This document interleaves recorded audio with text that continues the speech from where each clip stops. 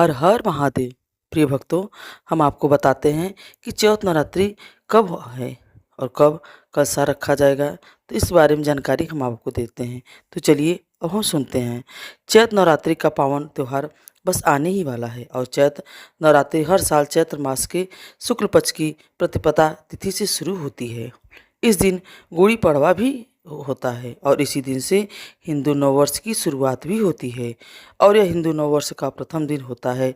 पहले दिन घट स्थापना होती है, जिसमें घट स्थापना के साथ साथ माँ शैलपुत्री की पूजा की जाती है और फिर 9 दिनों तक माँ दुर्गा के अलग अलग 9 स्वरूपों की विधिवत पूजा होती है। इस दौरान भक्त उपवास रखते हैं और 9 दिन अलग अलग तरह के भोग माँ के सभी 9 रूपों को लगाते हैं, श्रद्धा के साथ पूजा पाठ करते हैं। और नवरात्रि के दिनों में अष्टमी और महानवमी का दिन सबसे महत्वपूर्ण होता है, क्योंकि इन 2 दिनों में भक्त कन्याओं को देवी का स्वरूप मानकर उन्हें अपने घर पर आमंत्रित करते हैं और उन्हें भोग प्रसाद अर्पित करते हैं, आशीर्वाद देते हैं। आइए जानते हैं चैत्र नवरात्रि की सभी तिथियों के बारे में।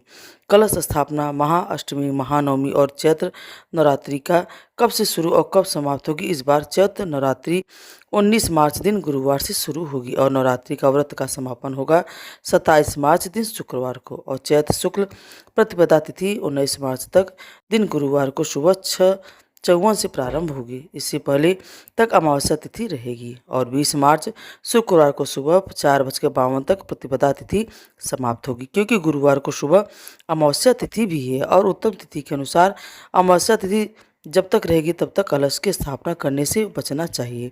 अमावस्या तिथि में आप सुबह स्नान कर सकते हैं और शुभ मुहूर्त में कलश की स्थापना करने से शुभ फलों की प्राप्ति होती है।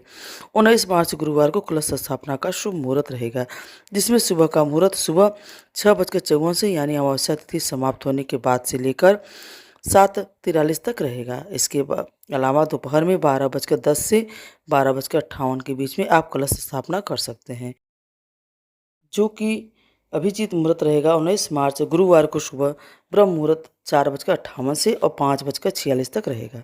सूर्योदय होगा सुबह 6:35 पर और इस दिन शुभ योग सुबह 4:01 तक रहेगा।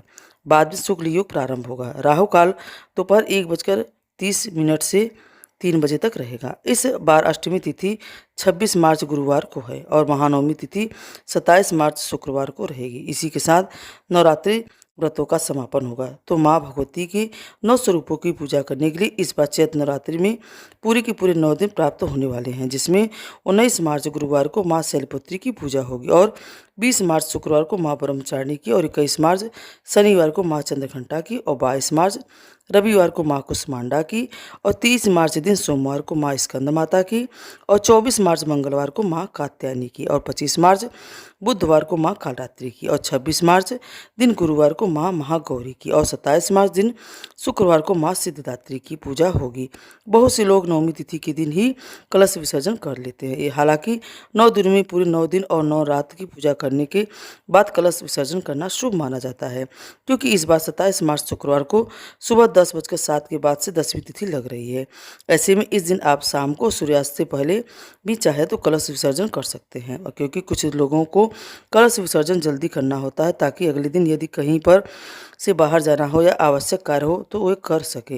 वैसे 28 मार्च दिन शनिवार को 10वीं तिथि सुबह 8:46 तक रहेगी, तो इस दिन आप कलश विसर्जन 10वीं तिथि के अंदर अंदर कर सकते हैं। माता के यह 9 दिन बहुत ही पवित्र माने जाते हैं। यदि भक्त उपवास ना रख पाए तो विधि विधान से सभी 9 स्वरूपों की पूजा करें और कथाओं का श्रवण करें। तामसिक चीज़ों का सेवन इन 9 दिनों के दौरान ना करें। कन्याओं का सम्मान करते हुए उन्हें भेंट स्वरूप कुछ न कुछ सामग्री अवश्य दें। और अष्टमी और नवमी तिथि के दिन, जिस दिन भी आपके यहाँ पर कन्या पूजन होता हो, उस दिन कन्या पूजन करके माँ दुर्गा का आशीर्वाद प्राप्त करें। यह थी आज की वीडियो। तो भक्तों, आपको यह जानकारी कैसी लगी? अगर अच्छी लगी हो तो कमेंट में हमें ज़रूर बताएं। अगर आप हमारे चैनल पर नए हैं तो प्लीज़ लाइक और सब्सक्राइब ज़रूर करें।